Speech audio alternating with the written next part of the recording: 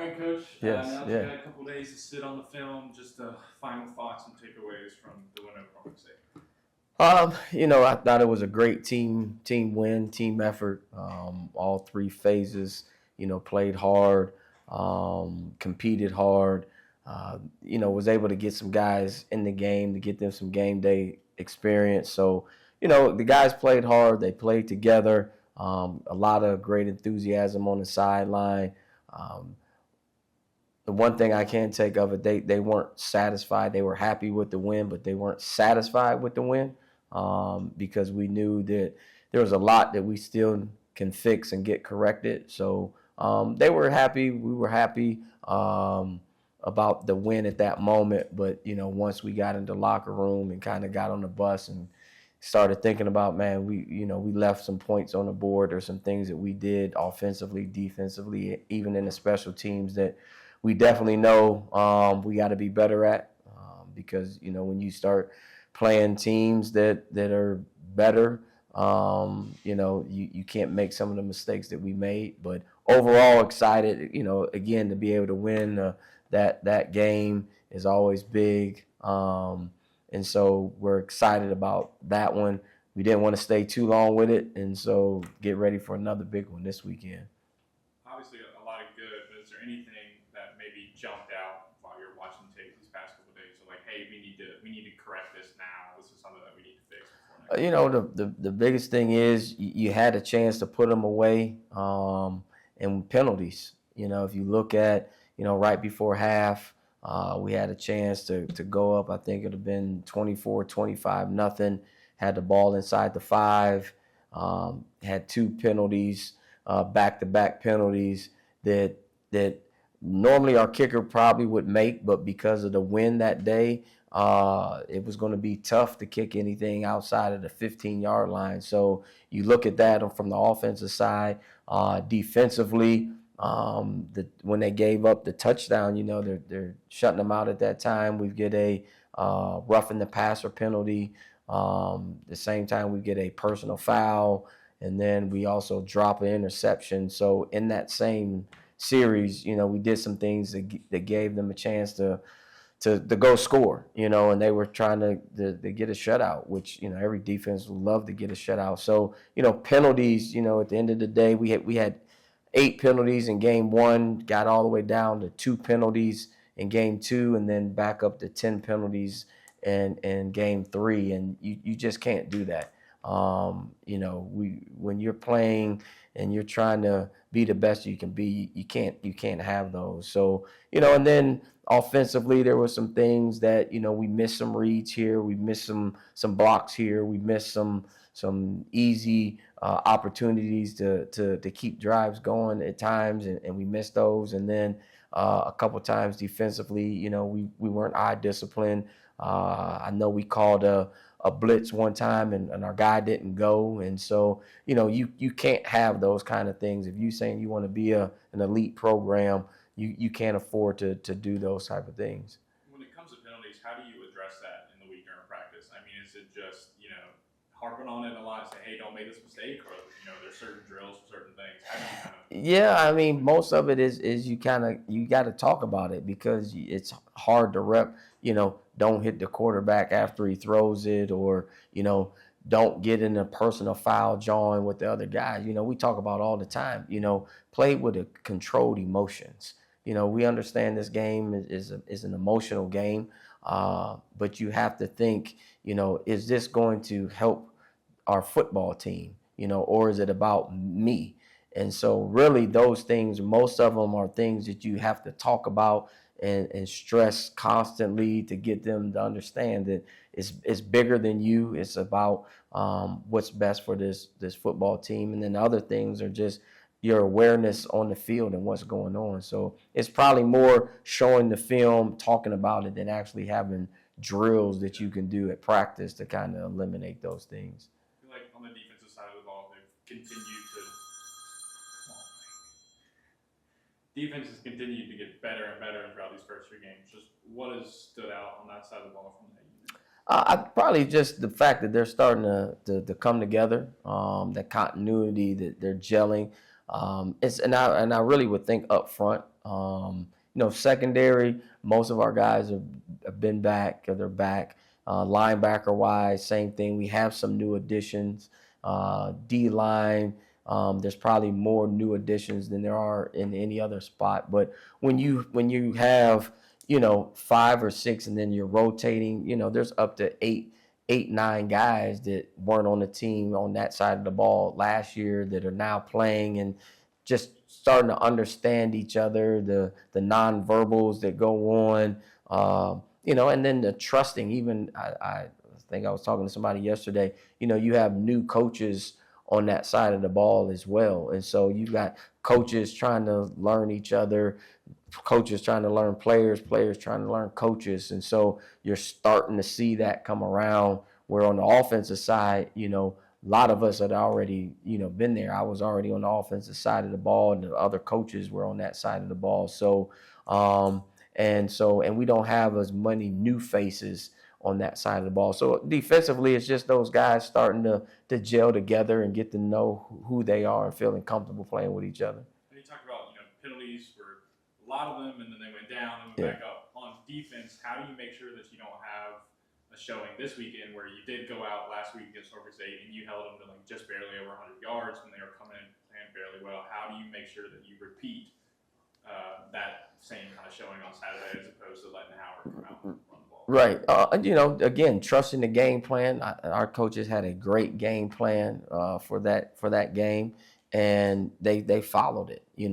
Probably, I would probably say 90% of it they were on. That 10% is where you saw things happen. But following the game plan, understanding that 2-1 is not our ultimate goal. There's a lot of teams right now that are at 2-1. We talk about let's be contenders in November. And so it's just following that game plan, believing in that game plan. Same thing that they had this past weekend, their eye discipline, being in their gaps where they're supposed to be, communicating from one side to the other, doing those things. And if you're doing those things, you can repeat it. But if you're happy with the success that you've had already, if you're not trusting the game plan, then you're going to allow them to be able to do some things that you don't want them to do. I don't mean to put you on the spot right in front of Chris, but with the way that he's played the last 2 weeks, do you feel like he's maybe established himself as the main starter, or are you guys going to continue to go week by week? Yeah, it's a week by week. I never really give our plan, what we're doing. And like I tell guys, we have 2 starting quarterbacks. I keep saying that. And so people understand that, they push each other every week. There's some things that, we want to do that maybe, hey, this may be the best opportunity for this quarterback or this quarterback. But, every week, he's doing a great job of what he's doing. When Malcolm gets his opportunity, he's doing a great job what he's doing. And so, for us, I think we like the atmosphere of them competing every day at practice, and then in games, we kind of get a feel for how the game's playing and what's going on with the defense, and so we'll make decisions with that. But for us, we feel like it's an advantage for us to be able to say, hey, at any time in the game, you could see either quarterback. Obviously, coming into, I think this is the 3rd straight rivalry game that you guys have played. All right. A big one, the Battle of the Real HU. I think it's 7 games in a row that you guys have won. Just what does this rivalry, mean to you, to this team, to this university? For me, I think it's big because I've been a part of the last 3 of them, and it's really been a great venue, a great atmosphere. And to continue the tradition that's been going on here is exciting. It doesn't matter, where I go, when I have it on, it's which HU are you? And my response is the real HU. But it's great. And then for the community, for the school, this one, and we've had some great rivalries over the last 3 weeks, but I think this one is the one that most people really get excited about the most, because it just has some extra to it that the other 3 don't, and they were great ones, but this one just has a little more oomph to it. And so, again, right when the game was over, great win. Are you ready for the next game? And so I enjoy it. Like I said, the players get excited about it. again, even though they're where they're at and we're here, they recruit down this way, we recruit up that way. We have players, so and then at times you've had coaches that have been on both staffs at one point. So this one it does hold a little more special than the other ones. Arguably one of the better teams in the MEAC. Just kind of depends on who you ask. What have you seen from them on tape, and what do you expect? Defensively, they fly around. They get after you on defense. Their D line is aggressive. They stunt, they move, they angle. They're gonna bring pressure. Their secondary is solid secondary.